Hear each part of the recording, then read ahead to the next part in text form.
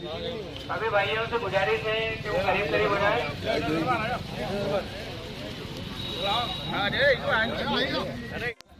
और जो आसपास है भाई, सभी भाइयों से गुजारिश है कि वैसे भी सब अपन नहीं करते। बता दिए आज तक इतने बड़े बड़े मसले हुए, कौन आ गए? कोई नहीं आया। ये लड़ाई सब हम लड़ते हैं, तो बेहतर है कि हमारे बीच का एक आदमी अगर मजबूत हो जाए, उसके पास वोटों की एक ताकत हो, तो वो हमारे लिए लड़ेगा, हमारी जरूरतों के लिए लड़ेगा, हमारे लिए जो बुनियादी जरूरतें बस्तियों में चाहिए होती है उसके लिए लड़ेगा। कम से कम एक आवाज तो बनेगा। इसका इस्तकबाल होना चाहिए। कब करोगे? आज अगर हातम भाई जैसे लोगों को वोट की ताकत नहीं दोगे तो कल कौन खड़ा होगा? तो चलने दीजिए, चल रहा है, वैसे भी इससे बुरा क्या हो जाएगा। लेकिन अगर इन नस्लों से प्यार है तो जिस देश में रह रहे हैं और जहाँ की जो व्यवस्था है लोकतंत्र की, उसमें अब हिस्सेदारी लीजिए। सिर्फ वोट डालने से काम नहीं चलेगा। ये वोट डाल डाल के हासिल कुछ भी नहीं हो रहा है, क्योंकि बस वो वोट लेते हैं, उसके बाद कभी पलट के नहीं आते। वो फिर एक इल्जाम और है, जब भी अपना कोई आदमी खड़ा होता है बोले बीजेपी की बी टीम है।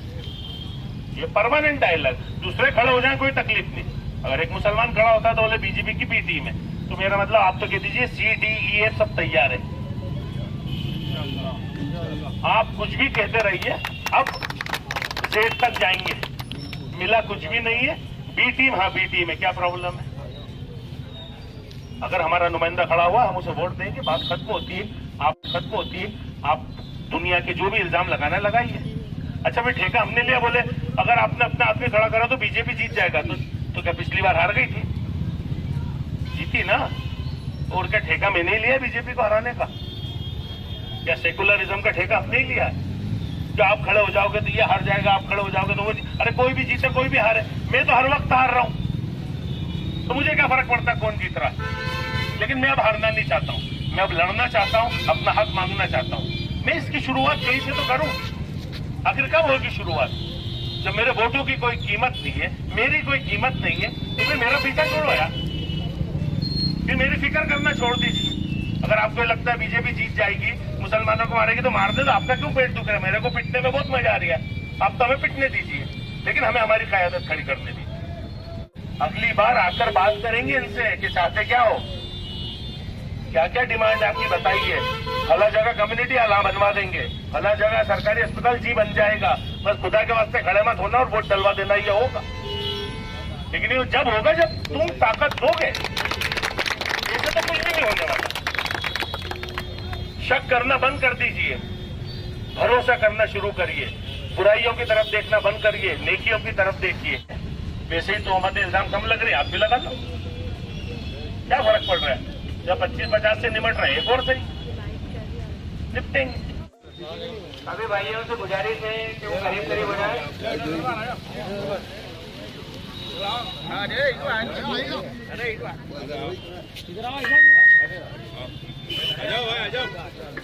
जो है वे नुक्कड़ सभा जुमेरा के हातम दरबार की तारीख में रखी गई है, जिसके मुख्य अतिथि जो है इंदौर के मशहूर शख्स है।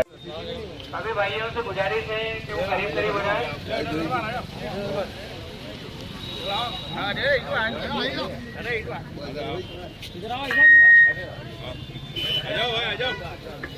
जो है वे नुक्कड़ सभा जुमेरा के हातम दरबार की तारीख में रखी गई है, जिसके मुख्य अतिथि जो है इंदौर के मशहूर शख्स है। लेते और चले जाते हैं, कम से कम इनसे बात की जा सकती है, इन्हें पकड़ा जा सकता है, इनसे कहा जा सकता है कि इतने लोगों ने वोट दिए, भाई कुछ करिए। और हातम भाई, आपके ऊपर भी ये जिम्मेदारी है, अगर लोग आप पर यकीन और भरोसा करते हैं तो इनकी मुश्किलों में इनके साथ खड़े होइए, इनकी जरूरतों को पूरा करने के लिए जद्दोजहद कीजिए, कोशिशें कीजिए। इनका यकीन टूटा हुआ है, ये सब ठगे हुए लोग हैं, सियासी तौर पर टोटल ठगे हुए हैं। इनके साथ हमेशा धोखा ही हुआ है, बेईमानी ही हुई है, फरेब ही हुआ है, मिला कुछ भी नहीं है।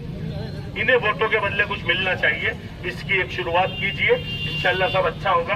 बाकी अल्लाह है, अपने सारे काम तो वहीं से होते हैं, क्या है सियासत। आज अल्लाह का शुक्र है, वैसे सारे काम खुद करते हैं अपन, तो ज्यादा गुस्सा और तरह तरह से जो है डराया जाता है।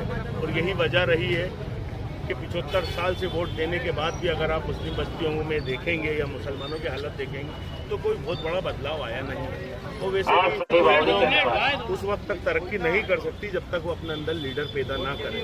ये मुसलमानों की बदनसीबी है कि आज़ादी के बाद से अभी तक वो कोई लीडर पैदा नहीं कर पाया, ना ही कोई जद्दोजहद या कोशिश उन्होंने करी है।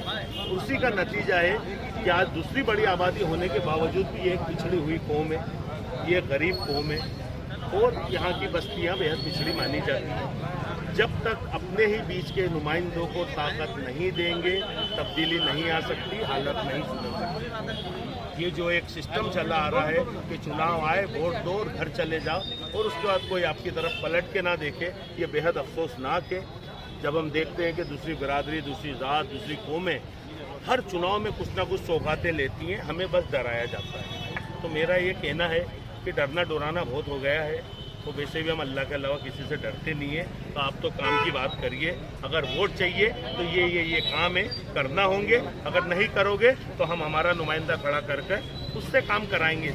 कोई झगड़े वाली बात तो है नहीं। आप जो है वतन दरबार के लिए देवास शहर की जनता से क्या अपील करना चाहते हैं? मैं सिर्फ यही कहना चाहता हूँ कि ये आपके बीच का इंसान है जो आपकी आवाज़ बनेगा और आपके दर्द को वही समझ सकता है जो आपके बीच रहता है।